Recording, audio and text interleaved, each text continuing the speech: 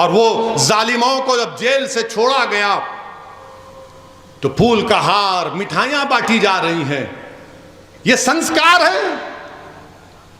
सोच लो थोड़ी देर के लिए, इतना बड़ा मजमा है।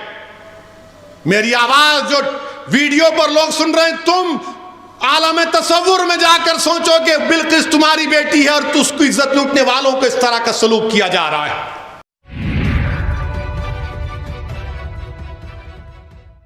नमस्कार, इन खबर में आपका स्वागत है। बिल्किस बानो केस एक बार फिर से सुप्रीम कोर्ट पहुंचा है न्याय की गुहार लेकर के, और दस्तक दी है सुभाषनी अली ने। सुप्रीम कोर्ट के चीफ जस्टिस ने कहा है कि इस मामले को देखेंगे। क्या है बिल्किस बानो केस, क्यों एक बार फिर से ये चर्चित हुआ है और अब इसमें क्या होने वाला है। 27 फरवरी 2002 की तारीख इतिहास की वो तारीख है जिसे सुन करके और जान करके किसी की भी रूह कांप जाएगी। ये वही तारीख है जिस दिन की गोधरा कांड हुआ था और 58-59 लोग जला दिए गए थे। इसके बाद गुजरात में जो दंगे भड़के थे, उसी क्रम में 3 मार्च 2002 को बिल्किस बानो के साथ सामूहिक गैंग रेप हुआ था।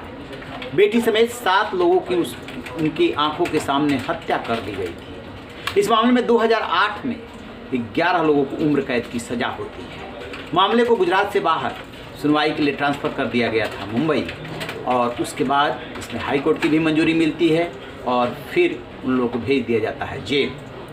अचानक तब मामला ये सुर्खियों में आया है जब उन्हीं 11 में से एक आरोपी पहुंचता है हाई कोर्ट और फिर सुप्रीम कोर्ट की जो सज़ा हुई है, इस दौरान उनका चाल चलन व्यवहार जेल में अच्छा रहा है, लिहाजा इसको रिकन्सिडर किया जाए।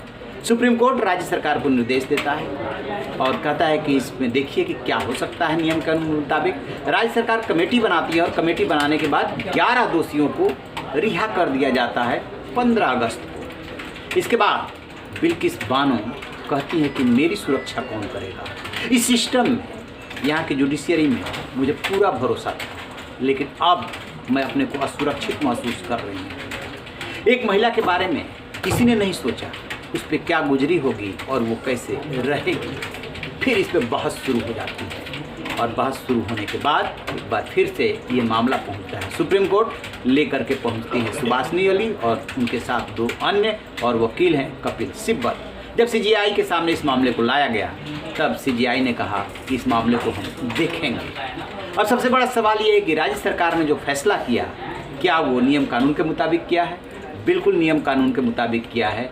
सीआरपीसी में राज्य सरकार को ये अधिकार है कि इस तरीके की जो सज़ा होती है और उसको एक सर्टेन पीरियड के बाद राज्य सरकार जो है रिकन्सिडर कर सकती है, देख सकती है। ऐसे बहुत सारे मामले हैं जिनमें कि दोषियों को छोड़ा गया। यही तर्क दिया गया कमेटी की तरफ से, राज्य सरकार की तरफ से, कि जो कुछ भी किया गया नियमानुसार किया गया है, नियम कायदे के मुताबिक किया गया है। बल्कि कमेटी के एक सदस्य बीजेपी विधायक ने तो यहाँ तक कह दिया कि वो एक विशेष समुदाय से हैं, उनके संस्कार अच्छे हैं, हो सकता है कि उन्हें फंसाया गया हो। इस तरीके की भी बातें आई। लेकिन सवाल तो ये उभरता है कि आखिरकार अब वो महिला क्या करे जिसकी बच्ची की हत्या कर दी गई थी, जिसके साथ गैंग रेप हुआ था, सभी पड़ोसी हैं और उसकी आंखों के सामने फिर ये लोग घूमेंगे, वो अपने को असुरक्षित महसूस करेगी, ऐसा महिला ने भी कहा।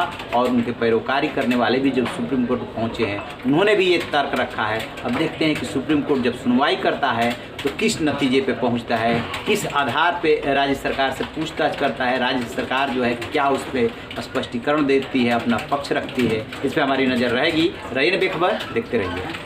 Thank you.